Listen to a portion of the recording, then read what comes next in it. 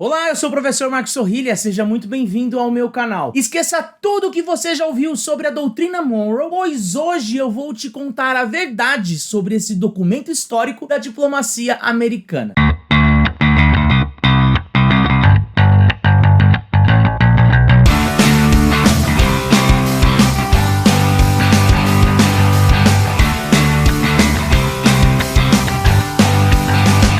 Claro que essa história de esqueça tudo e eu vou te contar a verdade é brincadeira da minha parte. Aliás, se você vir algum vídeo por aí com esse papo de aquilo que o seu professor não te ensinou, ou então te ensinaram errado tal coisa, foge disso. Ou melhor, foge e corre pra cá. E já aproveita que você está por aqui e deixa um like no vídeo e se inscreva no canal, caso não seja inscrito ou não seja inscrita. E se você gostar do conteúdo, já compartilha com seus amigos e amigas nas redes sociais ou então em grupos de WhatsApp e Telegram. Bom, mas vamos lá. A doutrina Monroe geralmente é vista como um momento inaugural da política externa dos Estados Unidos, responsável por estabelecer uma interpretação sobre o lugar do país em relação ao mundo, entendendo o continente americano como um hemisfério exclusivo para sua influência, abstendo-se de se envolver nos assuntos europeus para além mar. No momento em que as guerras napoleônicas chegavam ao fim e as monarquias absolutistas se reorganizavam na Europa, a doutrina Monroe teria sido responsável por garantir que a partir de sua declaração, nenhuma das novas nações livres do continente poderiam ser recolonizadas por suas antigas metrópoles. Em última medida, trata-se de um documento explicitamente anticolonial e implicitamente imperialista. Ah, Sorrilha, isso por acaso tá errado? Não,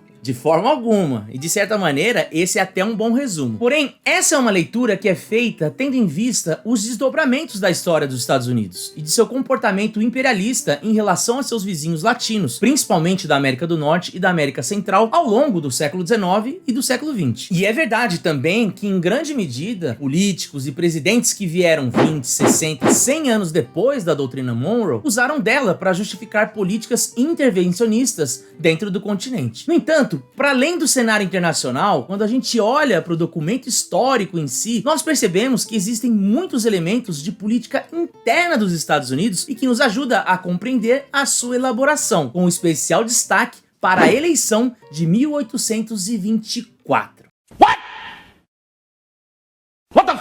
Calma, eu sei. Deixa eu voltar um pouco para não ficar tão confuso. Mas afinal de contas, o que é a doutrina Monroe? A doutrina Monroe é o nome que se dá a um discurso feito pelo então presidente dos Estados Unidos, o James Monroe, em seu 7º discurso anual ao Congresso, no 3º ano do seu 2º mandato, e que aconteceu no dia 2 de dezembro de 1823. Esse discurso é o equivalente ao que hoje nós chamamos de State of the Union, que é aquela mensagem que o presidente lê anualmente diante dos congressistas, onde ele presta conta ao país sobre seus gastos, fala de suas realizações e projeta ações para o futuro. E se nós pegarmos o documento, a doutrina Monroe, tem tudo isso lá, desde balanço de impostos até a expansão dos correios, da construção de canais para navegação, conflitos com nativos e, entre essas questões, um posicionamento diante do imbróglio envolvendo a política externa. E isso é um fato. Naquele momento existiam sim coisas acontecendo na Europa e que chamavam a atenção dos americanos. Um exemplo disso foi a organização da Santa Aliança, envolvendo a Rússia,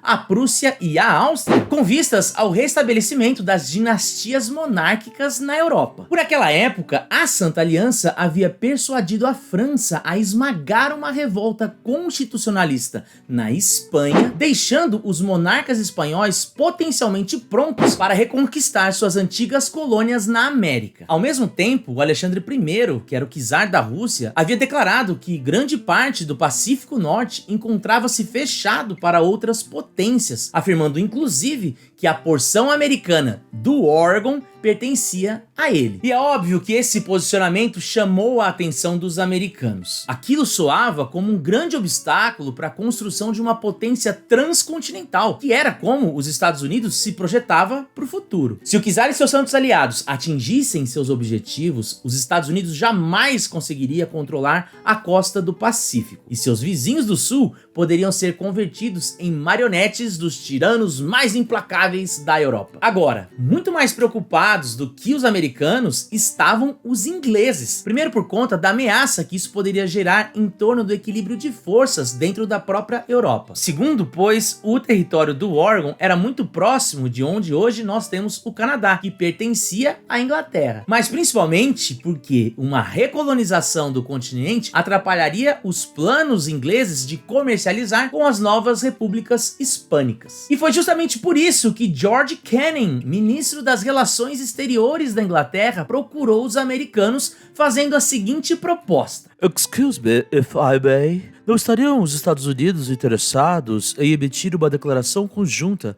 alertando os santos aliados para se afastarem do continente? Diante dessa proposta, James Monroe consultou uma série de mentes brilhantes das quais ele admirava, como os ex-presidentes Thomas Jefferson e James Madison, o seu secretário de guerra, John Calhoun, e o seu secretário de Estado, John Quincy Adams. E todos eles não hesitariam em dizer para que ele aceitasse a oferta. Todos menos um, John Quincy Adams. Presidente, pra mim, essa ameaça feita pela Santa Aliança não passa de um blefe. E não sendo um fato real, por que a gente tem que entrar nesse barco junto com a Inglaterra? Não seria melhor se a gente emitisse uma declaração sozinhos? Porque assim, todo mundo acharia que fomos nós os autores dessa audácia diplomática. E ao mesmo tempo, ninguém pensaria que a gente é apenas um cachorrinho da Inglaterra. Mas e se o seu juízo estiver errado? Se a Santa Aliança realmente invadir o continente, a Inglaterra será a primeira a detê-los. A gente nem mesmo precisará chamar os ingleses. Eles virão sozinhos.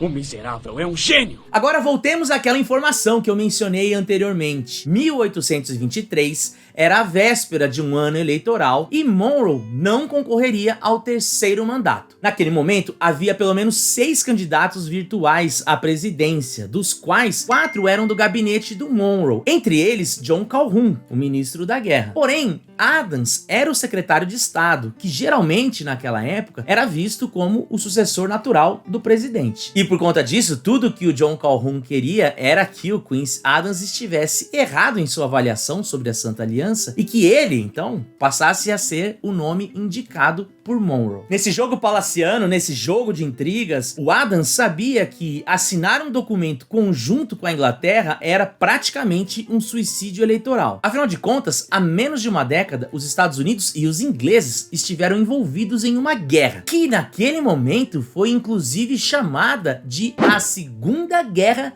de Independência. Esse conflito, a Segunda Guerra de Independência, foi responsável por reacender um nacionalismo nos estadunidenses e reanimar o seu anti-anglicismo, em defesa da liberdade e dos valores republicanos. Então, tudo que o Adams não queria naquele momento era ver o seu nome associado aos ingleses. Se por um lado a declaração solitária foi algo que enfraqueceu o nome de Calhoun, por outro lado, a menção no discurso às repúblicas do sul, as ex-colônias espanholas, mirava um outro adversário para o pleito de 1824, Henry Clay, que era o então presidente da Câmara dos Deputados. Um fato curioso é que a Segunda Guerra de Independência dos Estados Unidos veio conjuntamente com a Primeira Guerra de Independência dos seus vizinhos hispânicos. E ao contrário do que nós pensamos, o levante das colônias espanholas não apenas foi bem recebido entre os estadunidenses, como foi motivo de orgulho. Para a opinião pública americana, a luta de Simão Bolívar e seus aliados era herdeira direta da Revolução de 1776 e do legado republicano dos Estados Unidos para o continente. Os americanos comuns eram tão entusiastas da causa de seus vizinhos que mais de 2.000 homens partiram voluntariamente para os mares do sul para se juntar àquela guerra. Até mesmo nos brindes públicos e nos jornais de ampla circulação não era difícil encontrar menções aos bravos povos do sul, que lutavam pela liberdade inspirados pelos valores de Washington. Existiu até um surto de bebês bolívares, de crianças registradas com o nome de Simão Bolívar naquele mesmo período nas certidões de nascimento dos Estados Unidos. No entanto, muito diferente da opinião pública, poucos políticos se manifestaram favoráveis àquela causa e a própria administração do Monroe manteve-se neutra diante dos confrontos. Boa parte desse silêncio se dava por conta do fato de que naquele momento o governo americano negociava a compra da Flórida, junto à Espanha. Com medo de que um apoio aos revoltosos afastasse os espanhóis dos negócios, as autoridades estadunidenses optaram pelo silêncio. Silêncio esse que foi quebrado em 1822, logo após a concretização da compra da Flórida, e que se deu por meio do reconhecimento da independência das repúblicas hispano-americanas. E durante esse período todo de negociação, de guerra por independência, apenas um político defendeu os interesses dos latinos do Sul. Ele mesmo, Henry Clay. Clay era tão entusiasta das independências dos latinos do Sul, um verdadeiro Latin lover, que em 1818 ele conduziu uma votação no Congresso para que os Estados Unidos enviasse ajuda à população de Buenos Aires, que naquele momento se defendia de uma investida espanhola. No entanto, ele foi derrotado por apenas um voto. Mas a verdade é que a popularidade da causa dos vizinhos era tão grande que Clay transformou isso em sua principal bandeira de campanha. Em um retrato seu pintado em 1821, ele aparece segurando um documento que é justamente o discurso que ele fez na votação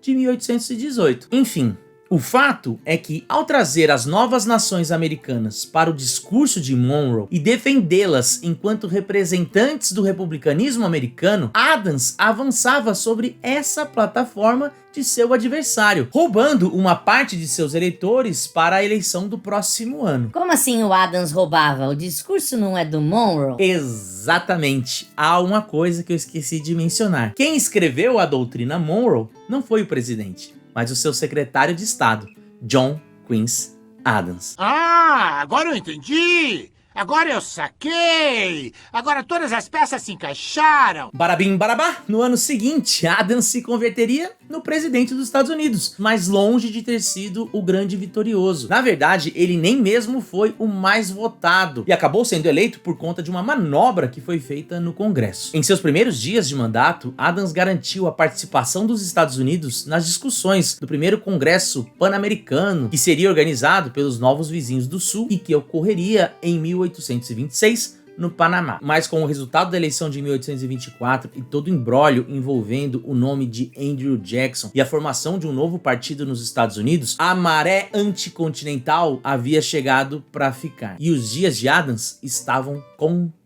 Se você gostou de conhecer a influência da política interna na doutrina Monroe ou quer saber mais como se deu a recepção da independência da América Latina nos Estados Unidos, eu indico fortemente que vocês procurem o livro Our Sisters Republics, escrito por Caitlin Fitz e publicado em 2016. Se você quiser saber um pouco mais sobre a eleição de 1824, clique aqui no card, pois eu já contei essa história. Aproveite para deixar suas impressões sobre este vídeo e mandar suas perguntas sobre este tema aqui nos comentários. Não se esqueça de deixar um joinha e se inscrever no canal. Até a próxima. Tchau, tchau.